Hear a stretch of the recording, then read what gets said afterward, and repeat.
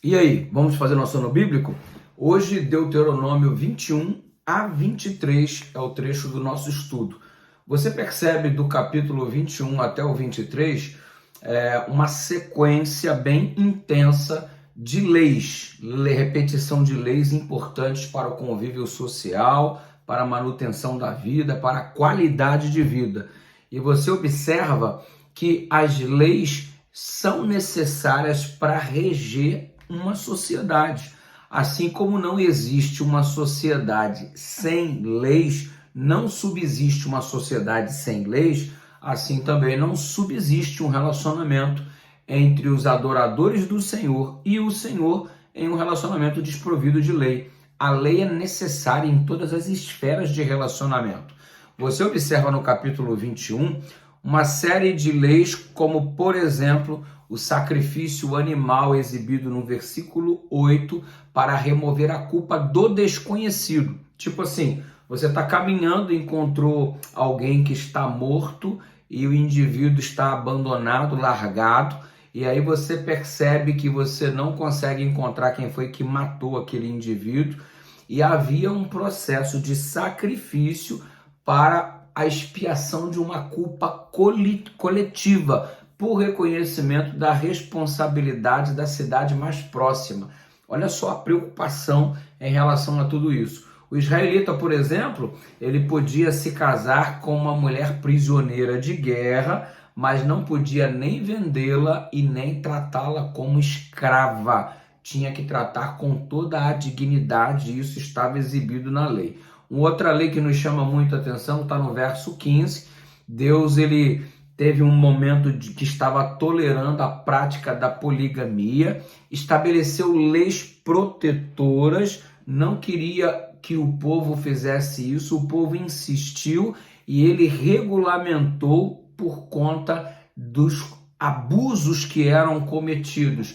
E então você percebe o processo de Deus trabalhando para o crescimento do povo, de modo que quando chegamos ao Novo Testamento, a prática já não é mais alguma coisa realizada pelo povo de Deus. Isso tinha ficado para trás, porque os profetas e Deus como um todo vinham trabalhando para que a mudança do povo ocorresse como de fato ocorreu. Você observa que o hábito ele foi definitivamente abandonado e já estamos neste patamar quando adentramos aí no Novo Testamento.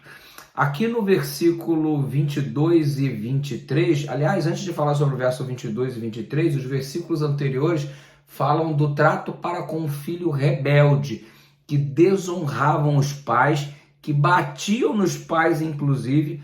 Isso era pago com a vida deles. Eles eram apedrejados até a morte, mas nós não encontramos relatos assim no desenvolvimento do texto bíblico. Embora exista esta lei, você não tem um caso de um filho sendo apedrejado aí até a morte por ter batido nos pais, você não encontra isso. Existia um processo de respeito muito grande e era considerado uma ofensa muito grave você ter um filho que se rebelasse contra os pais ao ponto de agredi-los, e aí eles eram apedrejados até a morte, previa a lei.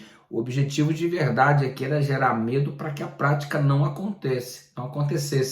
Afinal de contas, o mandamento diz: honra teu pai e tua mãe, para que se prolongue os teus dias na terra que o Senhor teu Deus te dá. Isso aqui não se dava por conta de um filho adolescente rebeldezinho. Não, o filho adolescente rebeldezinho, vão apedrejá-lo até a morte. Não, isso aqui se dava na prática de uma dependência, uma prática constante de embriaguez e, consequentemente, agressão aos pais.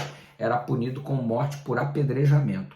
Você observa no verso 22 e 23 que o mal era eliminado lançando o indivíduo sobre o madeiro. E aí é dito, inclusive, nos próprios versículos, que maldito é aquele que for pendurado no madeiro. Aí você percebe posteriormente Jesus morrendo na cruz, assumindo a maldição que pertencia a gente. Éramos pecadores dignos de morte, e ele então tomou para si a morte que nos pertence para que pudéssemos usufruir a vida que a ele pertence. Ou seja, uma troca movida pela graça, movida pelo amor de Deus por nós.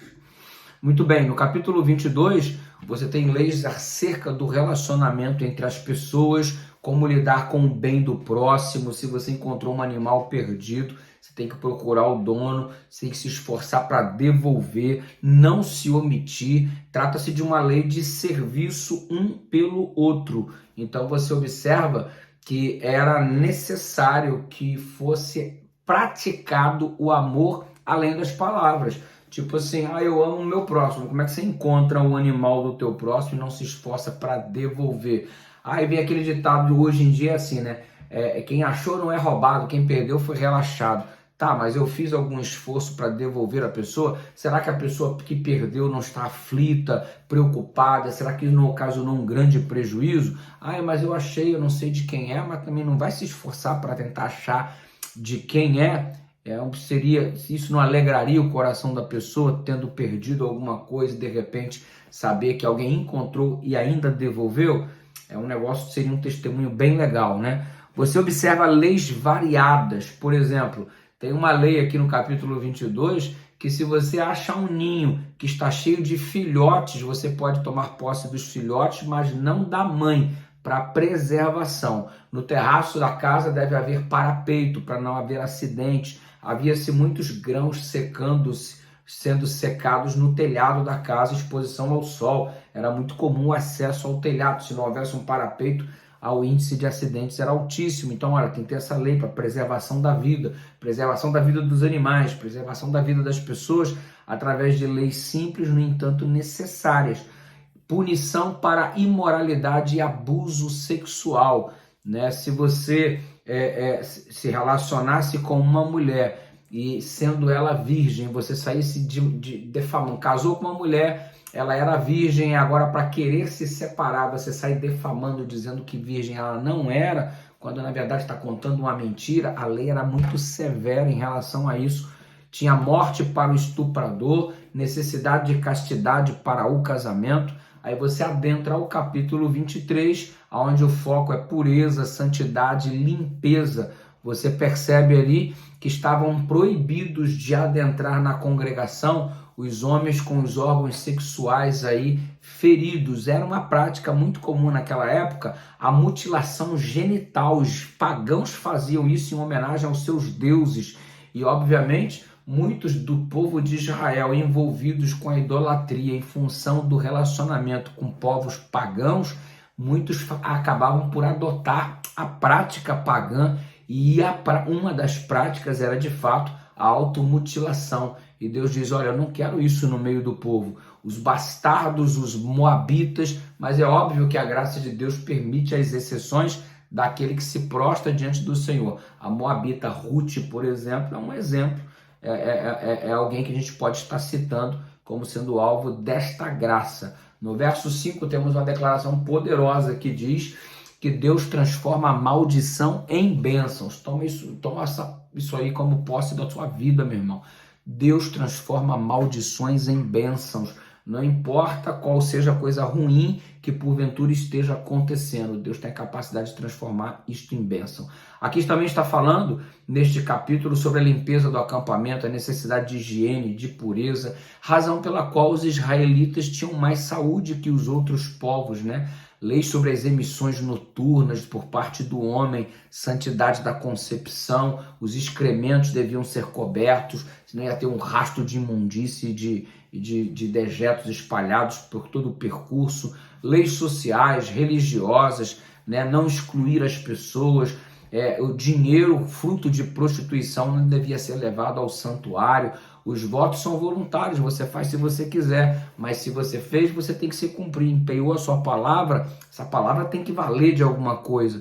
Os estrangeiros, por exemplo, poderiam colher espigas em qualquer propriedade, desde que fosse o suficiente que coubesse somente na sua mão para o seu consumo próprio, não para estar roubando para vender e se aproveitar, mas somente para matar a sua própria fome. Havia essa preocupação para com o cuidado, para com o estrangeiro, a viúva e também o pobre.